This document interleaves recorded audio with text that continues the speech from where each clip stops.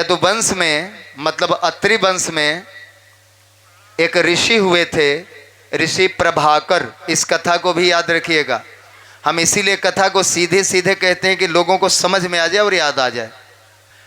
प्रभाकर नाम था उनका। जब समुद्र मंथन हुआ, समुद्र मंथन की कथा आपने सुनी है ना। समुद्र मंथन में सबसे मूल्यवान रत्न क्या निकला था? अमृत। क्या निकला था? और अमृत के लिए देवता और असुर लड़ने लगे, अमृत के कलश को छीना झपटी करने लगे। ऐसे में भगवान नारायण का एक अद्भुत अवतार हुआ। कौन अवतार? मोहिनी अवतार, सुंदर नारी का अवतार। भगवान नारायण ने सुंदर नारी बन के कहा, मैं असुरों और देवताओं को बराबर बराबर अमृत पिला देती हूं। असुरों ने कहा हाँ पिला दो। देवताओं ने कहा हम नहीं मानेंगे, हम माया पर विश्वास नहीं करते। जो मूर्ख लोग होते हैं ना, माया के पीछे जल्दी भागते हैं। बेवकूफ लोगों को सांसारिक सुंदरता बहुत अच्छी लगती है, ये लोग बेवकूफ होते हैं, समझदार नहीं होते। असुर किसे कहते हैं? बेवकूफों को, मूर्खों को। वे मूर्ख है ना, हाँ मोहिनी देवी हम तो तुम्हारी सब बात मानेंगे, तुम बढ़िया बढ़िया मटकती हो। देवताओं ने कहा हम नहीं विश्वास करते तुम पर। नारायण को लगा कि जिसके लिए हम आए हैं वही नहीं मान रहा है, इसलिए देवताओं की तरफ मुंह करके उन्होंने असली रूप दिखाया क्षण भर के लिए।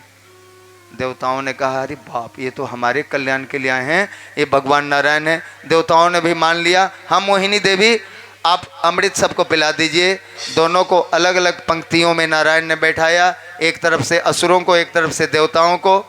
पहले कौन पिएगा? असुरों ने कहा हम पिएंगे। मूर्ख जो होते हैं ना, सबसे पहले उनको चाहिए। तो असुर मूर्ख, देवता ने कहा ठीक है पहले असुरों को पिला दीजिए। और भगवान नारायण ने अमृत कलश को बदल दिया, नकली कलश नकली अमृत असुरों को पिला दिया। देवताओं की तरफ मुंह घूमते हुए उनका कलश बदल गया और असली अमृत देवताओं को पिलाने लगे। लेकिन असुरों के बीच से एक असुर जिसका नाम था राहु, राहु ने देख लिया कि ये तो कलश बदल गया, ज़रूर कुछ चाल है इसमें। राहु ने सोचा कि ज़रूर ये भगवान नारायण ही होंगे।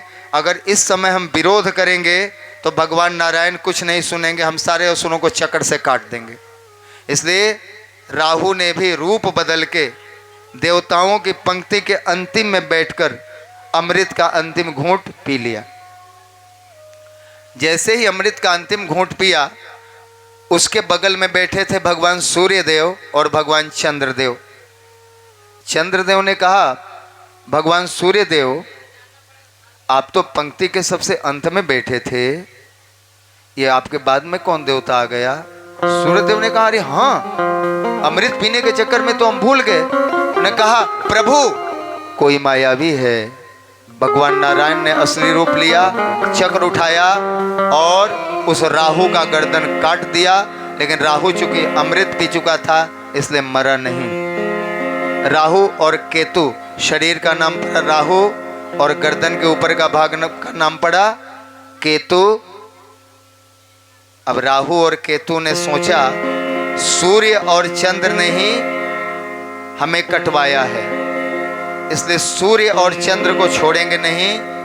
अब ये कथा आप नहीं जानते, ये कथा अब तक आप जानते थे, लेकिन हम अब कथा को आगे बढ़ा रहे हैं। राहु केतु गए, राहु ने सूर्य को उठा के और धरती की ओर पटक दी। बहुत ही तेज गति से सूर्य धरती की ओर आ रहे थे। धरती का तापमान बढ़ने लगा, धरती के लोग जलने लगे, त्राही त्राही करने लगे, देवताओं से गुहार करने लगे बचाइए। और सूर्य को इधर की ओर गिरते हुए सारे धरतीवासी देख रहे थे। सारे धरतीवासी देख रहे थे।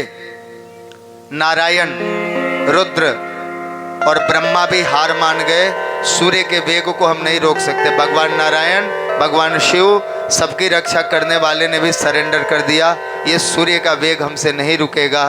तब अत्रि मुनि चंद्रदेव के वंश में जन्मा हुआ वही ऋषि महर्षि प्रभाकर। कौन?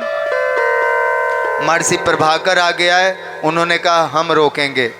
उन्होंने दाहिने हाथ को उल्टा किया, अपनी योग शक्ति से सूर्य के ताप से तेज ताप उल्टा छोड़ा और सूर्य वापस आसमान की ओर जाने लगे और सूर्य अपनी कक्षा में, अपनी परिधि में स्थापित हो गए। और यहीं पर प्रभाकर ने वरदान दिया कि हे सूर्यदेव और चंद्रदेव, ये राहु आपको बार बार पटकने की कोशिश करेगा, लेकिन मैं अत्रिवंशी चंद्रवंशी प्रभाकर आप दोनों को वरदान देता हूँ कि राहु और केतु आपको पटकने की कोशिश तो करेंगे, लेकिन आप कभी पटक नहीं पाएंगे। सृष्टि जब तक रहेगी तब तक आप अपनी जगह पर स्थापित रहेंगे। ये वरदान किसने दिया? प्रभाकर ने। प्रभाकर यादवों के पूर्वज थे। महर्षि प्रभाकर कौन थे? यादवों के पूर्वज थे। ये कथा हम इसीलिए सुना रहे हैं। अब सूर्यदेव, चंद्रदेव और सारे देवी देवता प्रसन्न हो गए, सब आ गए। सबने कहा प्रभाकर आपने धरती को बचा लिया, सूर्य और चंद्र को वरदान दे दिया, लेकिन हम देवलोक के वासी हैं, हमसे आप कुछ वरदान मांगिए। प्रभाकर कहते हैं कि वरदान देना है तो मेरे जो दादाजी हैं अत्रि मुनि, इनको सबसे श्रेष्ठ ऋषि, श्रेष्ठ ब्राह्मण और इनके गोत्र को, अत्रि मुनि के गोत्र को सर्वश्रेष्ठ गोत्र बनने का वरदान प्रदान करें। सारे देवी देवताओं ने हाथ उठा दिए, तथास्तु। ब्राह्मणों में सबसे श्रेष्ठ अत्रि मुनि माने जाएंगे। सबसे श्रेष्ठ वंश अत्रि मुनि का वंश माना जाएगा और अत्रि गोत्र संसार का सर्वश्रेष्ठ गोत्र माना जाएगा। और अत्रि गोत्र संसार का सर्वश्रेष्ठ गोत्र है। यादवों के पूर्वज भी अत्रि मुनि है और यादवों का गोत्र भी अत्रि गोत्र है। ध्यान लीजिए, आजकल बहुत सारे पंडित कश्यप गोत्र बोल के संकल्प करा देते हैं। कभी पूजा में किसी पंडित को बुलाइए तो अपना गोत्र कहिएगा, हम बता रहे हैं आपको, हमारा गोत्र नहीं पता है। संसार के सभी यादवों का एकमात्र गोत्र है अत्रि गोत्र। अत्रि गोत्र याद रखिएगा।